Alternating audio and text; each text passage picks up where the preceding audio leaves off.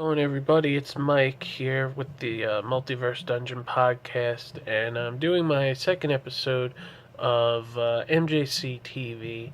And today I want to talk again about wrestling, but I'm going to talk about something completely different from what I talked about last week. The thing I wanted to talk about was, no coincidence, the shirt I'm wearing right now about Dean Ambrose. And the reason I want to talk about Dean Ambrose is because a Facebook page that I liked about wrestling was asking people what was something that they were excited to see this year in wrestling. And a lot of people were giving the same answer, like the debut of this person, the main roster call up of this person to be champion, and etc. But a few people gave an answer that I completely disagree with, and I want to talk about why. And that answer was Dean Ambrose put on the lower card. Not even the mid card, the lower card. And the problem that I have with that is that Dean Ambrose, in my opinion, I will say he is one of, if not one of my favorite people in WWE at the moment. He's one of the best all-around performers, and that he's given his life to wrestling, and he has not missed one day of work in so long. He makes every house show. He does every, he never misses TV. He is been one of the hardest working guys in the last 5 years since he's been called up to the main roster. And the main problem that I have is that everybody's giving the same reason as to why they think that Dean Ambrose doesn't deserve to be where he is. And that those reasons being that he's bland, or that his moveset isn't very original, or he does the same moves all the time, which I will talk about in detail because that is something that I am very passionate about. And, people say things like, he doesn't do anything flashy, and he's not like this, and he doesn't do this like Seth Rollins does, or doesn't do this like AJ Styles does. And I can't stand that people who say that still don't understand that everybody is different. Everybody's in-ring style is different. Dean Ambrose is more of a brawling grappler kind of guy, and I would compare him more to like a Steve Austin or a Roddy Piper or a Brian Pillman.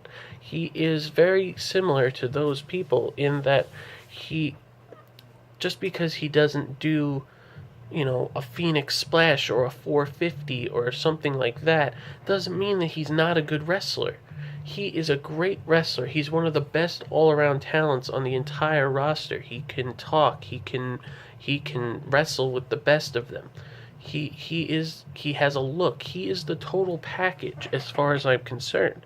And I just don't understand why people think that he's bland, or that like I said, everybody says he does the same moves all the time. And my argument to that has always been, because I've heard that about numerous people, especially, back in the day when people really hated John Cena.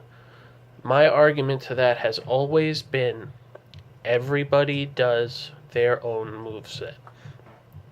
You can't go back and look at like a Shawn Michaels match and say he didn't do the elbow drop, the inverted atomic drop, the sweet chin music, and the flying forearm every single match, because he did.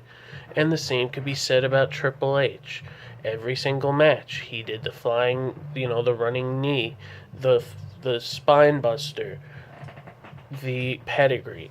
Everybody has their own move set, and everybody has that list of moves that they do every single match. Dean Ambrose is, without a doubt, one of the best talents, all-around talents in the entire WWE to this day.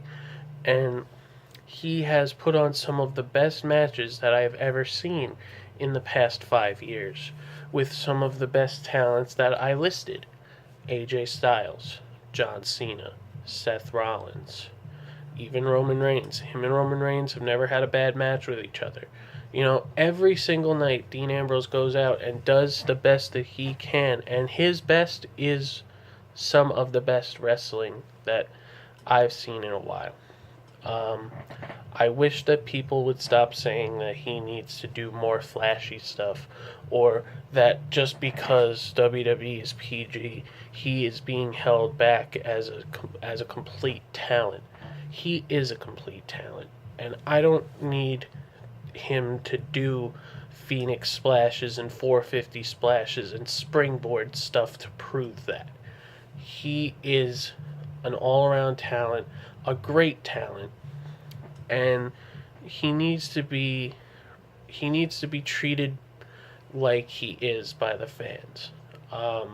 He got The only thing I will say that he hasn't gotten yet that he totally deserves is a WrestleMania moment. His only wins at WrestleMania have been as a member of the Shield, and I don't think that it's fair to him that he, out of all three members of the Shield, is the one that was already at the top of his game in everything. When Seth Rollins first came in, he was a great in-ring talent and needed to talk better. Roman Reigns needs work in every category, but still has good matches. Dean Ambrose didn't need work. And that is a testament to how good he is in ring. And how good he is as a talker. He was already there. He was already at the top of his game. He just needed an opportunity. And I was very happy that he got an opportunity to be champion and carry a brand, even though I hate brand splits. He was a good champion. And I guarantee he will be champion again, and he will get a WrestleMania moment. And I feel he should have had it already. His match with Brock Lesnar was a huge letdown, and a lot of people went into that match expecting him to have such a great match, expecting them to do something different, something interesting, and instead we got everything that happens in a Brock Lesnar match, plus some weapons. And, Dean Ambrose said on the Austin podcast that he tried to pitch so many ideas to Brock Lesnar to make this match better than it was. And of course, Brock Lesnar shot everything down because Brock Lesnar doesn't care. So, and for him to get heat for that is ridiculous because he is 10 times better than Brock Lesnar will ever be. And unfortunately, like I said, doesn't have a WrestleMania moment yet, and he deserves it. So people, don't judge a book by its cover is basically the moral of the story. Just because Dean Ambrose doesn't do what Seth Rollins does, doesn't mean that he's not a good talent. He's a great all-around talent, and he deserves to be treated like one. And I don't ever expect him to be relegated to lower card, especially if he continues to perform the way he has since coming to WWE.